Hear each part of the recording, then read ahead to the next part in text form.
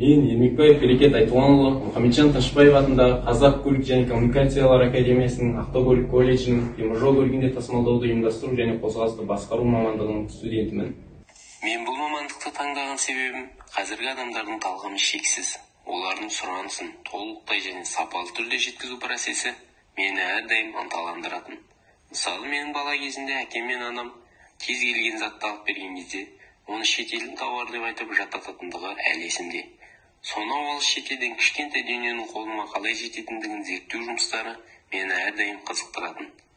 Бүгінгі күні мен оқып жатырған Мұхамеджан Тынышпаев атындағы Ақтау көлік колледжі арманыма жол ашты. Осы колледжде мен таңдаған мамандық тасымалдауды ұйымдастыру және қозғалысты басқару болады. Мамандығының бір бұрышы логистика саласына қатысты екен. Жалпы айтқанда логист тауар қозғалысын басқаратын маман.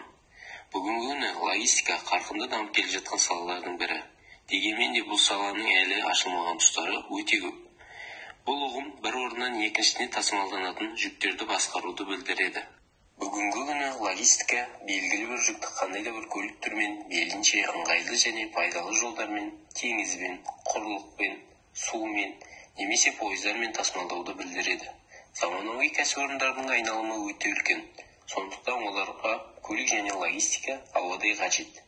Мен колледж бен өндіріс арасындағы әлеуметтік серіктестік негізінде құрық логистик жауапкершілігі шектелген серіктестігіне барып, шын мамандардың жұмыстарын өз көзіммен көріп, құжаттарды рәсімдеп, кез келген жүктерді қабылдап, жөнелту операцияларын орындадым. Осындай операцияларды орындау кезінде өзіме нағыз маман ретінде сезініп, арманымның баспалдағының біраз сатысына көтерілдім. Ал әзірге осындай мамандық иелерінің болашақта білікті маман болу үшін және кәсіби шеберлігін шыңдау мақсатында ұйымдастырылатын WorldSkills байқауына қалайда қатысамын деп шештім.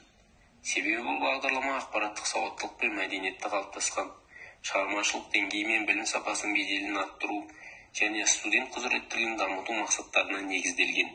Мен қазір жүктерді жеткізу құзыреттілігі бойынша мынадай тапсырмаларға дайындалып жатырмын. Тапсырма кезеңі 3 кезеңді қамтиды. Бірінші кезең – экспедитордың клиентпен өзара қарым-қатынасы, яғни клиентпен ауызша және жазбаша түрде сөйлесу, іскерлік келіссөздер жүргізе білу, жүктердің жіктелуі, тағы сол сияқты бөлімдерді қамтиды.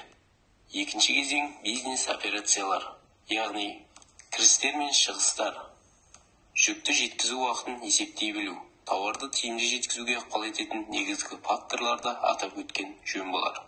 Үшінші кезең – жүк операциялары, яғни жүк тиеу ережелері, инкотермос, шекарадан өту кезіндегі кедендік басқа да заңнамаларды, құжаттамаларды толтыра білу.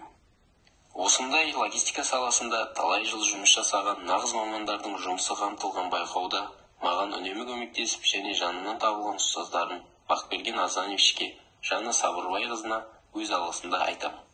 Мен олардың сенімін ақтауға бар күшімді саламын.